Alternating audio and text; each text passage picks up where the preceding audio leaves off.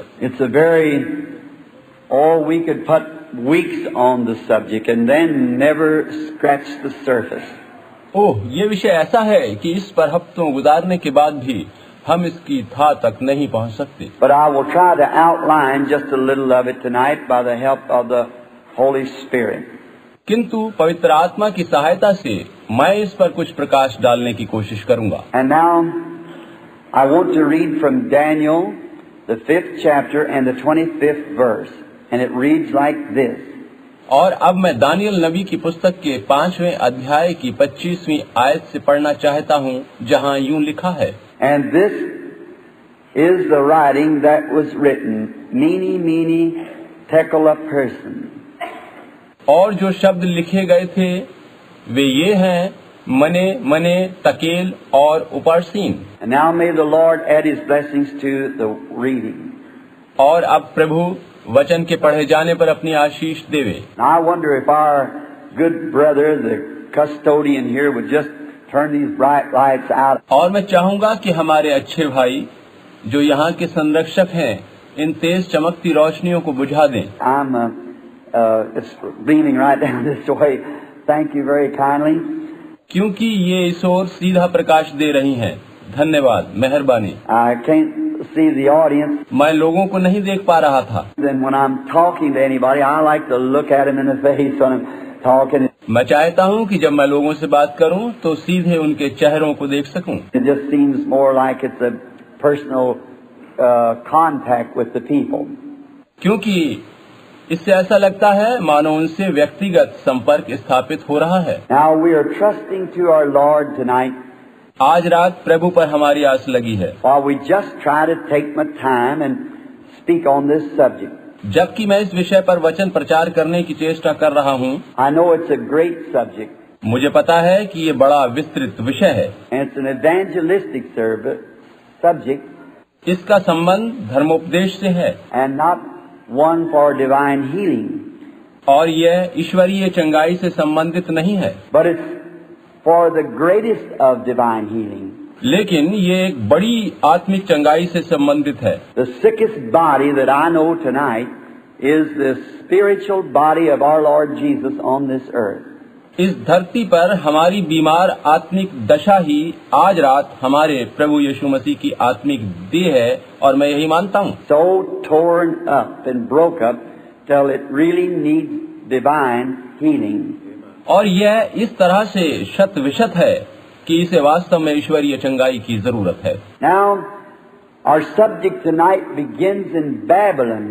और अब हमारे विषय का प्रारंभ बाबुल से होता है। And Babylon was first located, which it is yet, in the Shanghai. और यह बाबुल पहले वरन आज भी शिनार में स्थित है। And it was first called the Gate of God, Babel. पहले इसको बाबेल यानी परमेश्वर का द्वार कहा जाता था। And later was called Babylon, which means confusion. और बाद में यह बाबुल कहलाने लगा, जिसका मतलब है गड़बड़ी। And Babylon appears in the first of the Bible in Genesis. और यह बाबेल पवित्र शास्त्र में सबसे पहले उत्पत्ति की पुस्तक में पाया जाता है। And it appears in the middle of the Bible. और यह पवित्र शास्त्र के मध्य में भी है। And it appears in the last of the Bible, the last book, Revelations. और इसके बारे में पवित्र शास्त्र की अंतिम पुस्तक प्रकाशित वाक्य में भी इसका जिक्र आया है। And being that it's all through the Bible, it must be in existence yet today. और चूंकि ये पवित्र शास्त्र के शुरू से अंत तक मौजूद है, अतः इसे आज भी विद्यमान होना जरूरी है। And also everything that is on the earth today in the way of spiritual things. और आज भी इस धरती पर जो कुछ आध्यात्मिक चीजों के रूप में पाया जाता है, such as the Spirit of God and the spirit of the devil. जैसे परमेश्वर का आत्मा और शैतान का आत्मा। And all the cults and everything that we have today in the world, they begin in Genesis. और ये भिन्न भिन्न धर्म पद्धति व मतों का प्रारंभ उत्पत्ति में हुआ था, जो आज हमारी दुनिया में पाए जाते हैं। Genesis means the beginning. उत्पत्ति का अर्थ है शुरू होना या प्रारंभ होना, And all those things yet under another name and under another form, ये सभी चीजें दूसरे नामों और रूपों में आज भी मौजूद हैं। but the same Spirit that began in Genesis brings it out, इनके पीछे वही आत्मा है जो इनके शुरू होते समय उत्पत्ति में थी। and it's just like a tree growing, यह एक उस वृक्ष की तरह है जो बड़ा होता गया है, coming up to a head where it will all come to a climax in the end, और अब बढ़ते बढ़ते काफी ऊंचाई तक पहुंच गया है और अब ये अंत में चरम सीमा तक पहुंच जाएगा for the great judgments of God, और फिर परमेश्वर के बड़े न्याय में जाएगा। for He will settle all things, तब परमेश्वर सब कुछ ठीक कर देगा। then all that had a beginning will have an end. वह सब जिनकी शुरुआत हुई है उनका अंत भी होगा। Just those things which had not a beginning has no end. ठीक उसी तरह से ये बात है कि जिनका कभी प्रारंभ नहीं हुआ था उनका अंत भी नहीं है। That's why the born again Christian has never an end, यही कारण है कि नया जन्म प्राप्त मसीही व्यक्ति का कभी अंत न होगा, because he has eternal life. क्योंकि उसके पास अनंत जीवन है। And eternal life is a part of God's own life, for God is eternal. और अनंत जीवन परमेश्वर का ही एक भाग है, क्योंकि परमेश्वर अनंत है। And the same word, Greek word, Zoe, that says God's life, और ग्रीक भाषा के शब्द जो यानी ज़ेडोई का अर्थ है परमेश्वर का जीवन। when Jesus speaks and said, I'll give unto them eternal life, that same word is used again. जब यीशु मसीह ने कहा था कि मैं तुम्हें अनंत जीवन देता हूँ, तो उसने इसी शब्द का प्रयोग किया था। Therefore, a man being born again, his spirit has been changed, इसलिए जब एक मनुष्य नया जन्म पाता है तो उसका आत्मा बदल जाता है and he becomes a part of God, insomuch that he is the Son of God. तब वह परमेश्वर का ही भाग बन जाता है और यहाँ तक कि उसका पुत्र बन जाता है। And he's just as eternal as God is eternal. और वह तब वैसा ही अनंत बन जाता है जैसा परमेश्वर अनंत है, Because he's a part of God by his birth, spiritual birth. वह अपने नए आत्मिक जन्म के द्वारा परमेश्वर का ही एक भाग बन जाता है। Now, Babylon was founded by a man named Nimrod, who was the son of Ham, a very evil man. अब बाबुल को हाम के पुत्र निम्रोद नामक एक अत्यंत दुष्ट व्यक्ति ने बसाया था। And Babylon was once the capital of the world. और यह बाबुल एक समय दुनिया की राजधानी था। When this great city was built, there जब ये बड़ा शहर बसाया गया था, all the little cities all around it paid tribute, taxes and so forth to this great city, Babylon.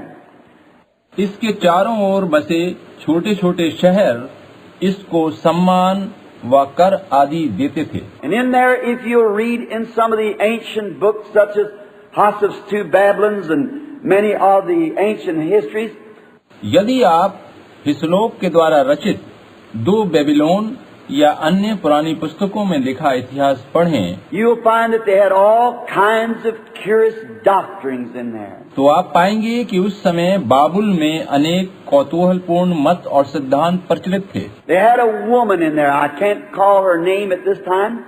वहाँ एक देवी थी जिसका नाम अभी मुझे याद नहीं आ रहा, And she would find peculiar roots and out of the earth and make gods out of them. और उसकी जड़ें अनेक देवी देवताओं के रूप में अजीब तरह से इस धरती पर फैलती रही हैं।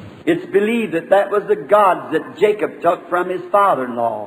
ऐसा समझा जाता है कि यह वही देवी की मूर्तियां थीं जिन्हें याकूब अपने ससुर के घर से उठा लाया था। Some of those gods of roots and so forth. यह मत व सिद्धांत रूपी जड़ें थीं। Just little isms that out of them things sprung these cults that we see in the world today. और यही बाद में फूटकर भांति भांति के धर्म सिद्धांतों में बदल गईं, जो आज भी दुनिया में मौजूद हैं। If you'll notice the nature of them and the nature of these things today, it's the same nature. हम इन्हें ध्यान से देखें तो पाएंगे कि उन पुराने तथा आज के उन मतों और सिद्धांतों के स्वभाव में काफी समानताएं हैं। So Babylon set just in that great fertile valley there. अतः बाबुल उस बड़ी और उपजाऊ घाटी में स्थित था, And it was surrounded and irrigated by the Euphrates River and the Tigris. यह फरात और तिगरी नदी से घिरा था और उसी से सींचा जाता था। And it was a great agricultural center. यह कृषि का बड़ा केंद्र था। And Babylon was a great city. और बाबुल एक बड़ा शहर था। And it's approximately about 120 miles around the city. और यह लगभग 120 मील क्षेत्रफल में फैला था। 30 miles each side.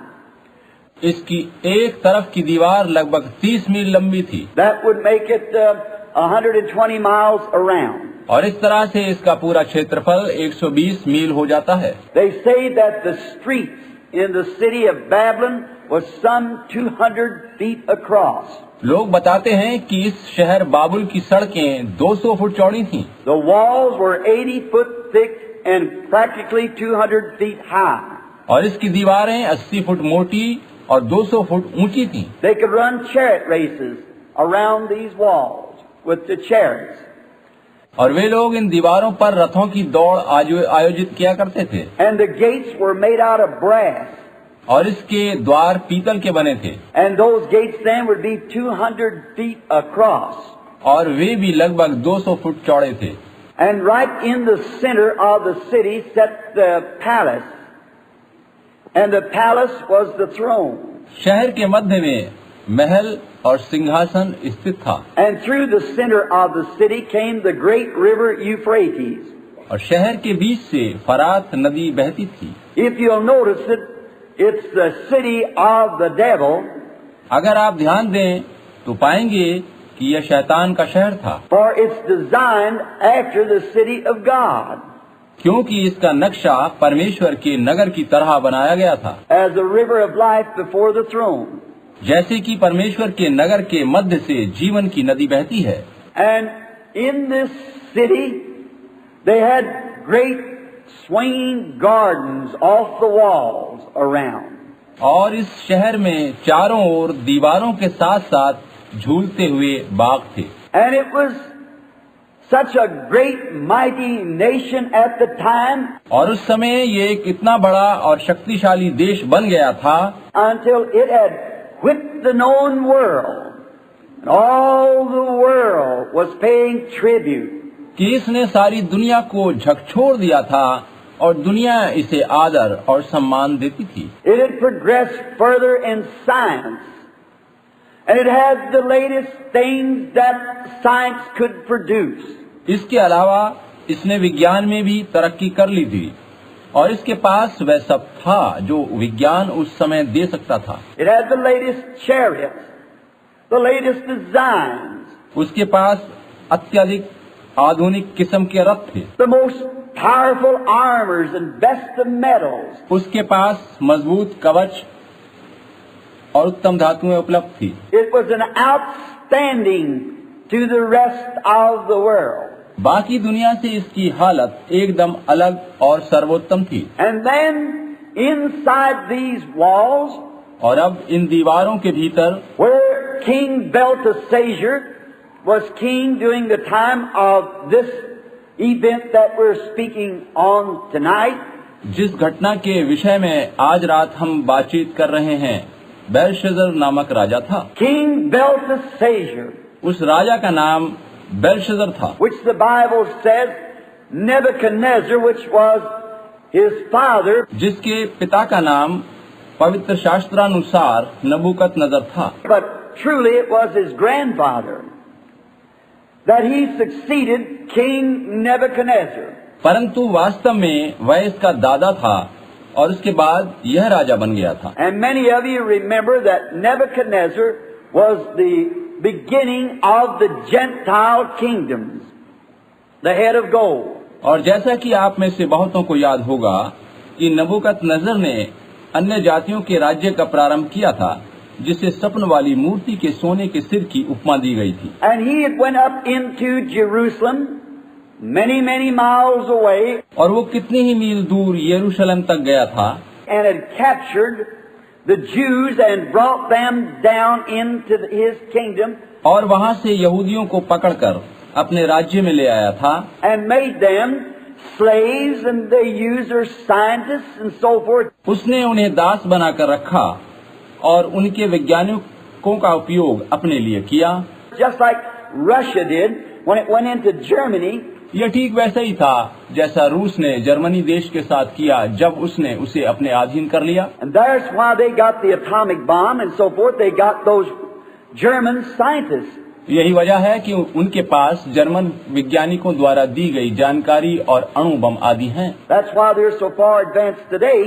They captured them and took them back up there. उन्होंने उनको दास बनाकर अपने यहाँ रखा तथा स्वयं इतनी प्रगति कर गए। Themselves, they didn't have it. उनके पास वो सब था नहीं, But they went and got those things just like Nebuchadnezzar did the Jews.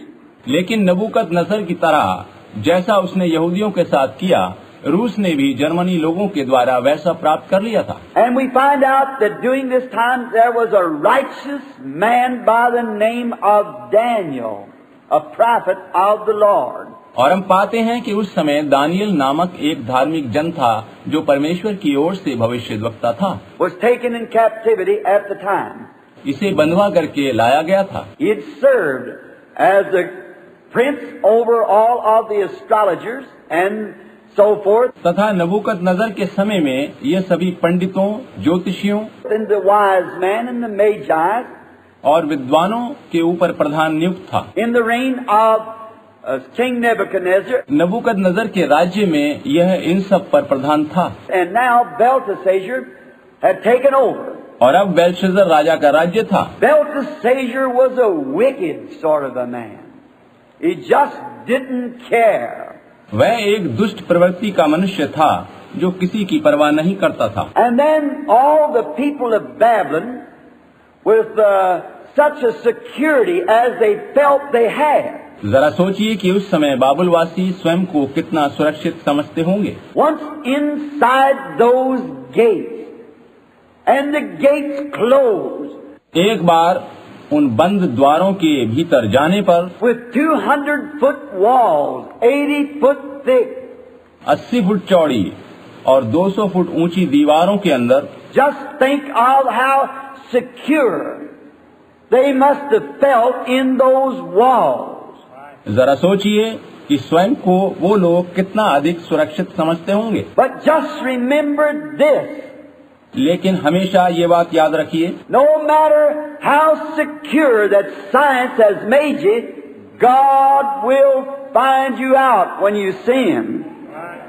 भले ही विज्ञान ने आपको कितनी सुरक्षा क्यों न दे रखी हो, जब आप पाप करेंगे तो परमेश्वर आपको पकड़ लेगा। There is only one security, and that's in Christ Jesus. सुरक्षा केवल एक जगह है और वह प्रभु यीशु मसीह में है। Now, as they felt their great importance of being the leading nation of the world, अब वे लोग दुनिया के अग्रणी देशवासी होने के कारण स्वयं को महत्वपूर्ण समझने लगे थे। a very typical modern civilization, just like the one that we live in, this fabulous America. यह ठीक वैसे ही था जैसे हम आज यहाँ इस अमेरिका की काल्पनिक आधुनिक सभ्यता में रह रहे हैं। And I'm kindly disturbed myself that I'm afraid we're taking the same attitude that they took. और मैं ये सोचकर परेशान होता हूँ और डरता हूँ कि हम भी उन्हीं की तरह से सोच रहे हैं। That we feel because that we have got what we think the best scientists क्योंकि हम मानते हैं कि हमारे पास उत्तम वैज्ञानिक तकनीक है and the best machine guns and the atomic bombs and the fastest planes. हमारे पास उत्तम तोपें, बम तथा तेज गति से चलने वाले वायुयान हैं। And we have tried being the leading nation of the world. We have somehow felt our safety without God. और दुनिया के अग्रणी राष्ट्रों में होने के नाते शायद हम परमेश्वर के बिना भी खुद को सुरक्षित समझने लगे हैं। It's a very beautiful pattern. ये कितना सुंदर नमूना है। And God never changes. और परमेश्वर कभी नहीं बदलता। His attitude towards sin is the same today as it was then. पाप के बारे में उसका दृष्टिकोण आज भी वैसा ही है जैसा तब था। And there's no hiding place down here. आज भी यहाँ कोई छुपने का स्थान नहीं है। Only in Christ are you secure. केवल यीशु मसीह में ही आप सुरक्षित हैं। And in this great city, as they felt there was no way in the world for an army ever to invade that city.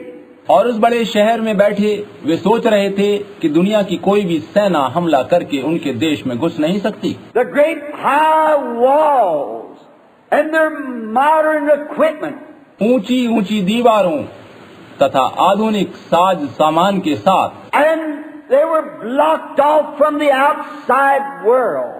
इन सब के साथ वो लोग समस्त दुनिया से अलग स्थित थे। But little did they know that a wicked nation called the Medes and Persians, लेकिन वो नहीं जानते थे कि मादी और फारस नामक दुष्ट देश के निवासी, how little did they know that many miles away was digging a river bed. उन्हें नहीं पता था कि ये लोग उनके शहर से मीलों दूर एक नदी तल खोद रहे थे, To turn the Euphrates River so that they could march under the walls.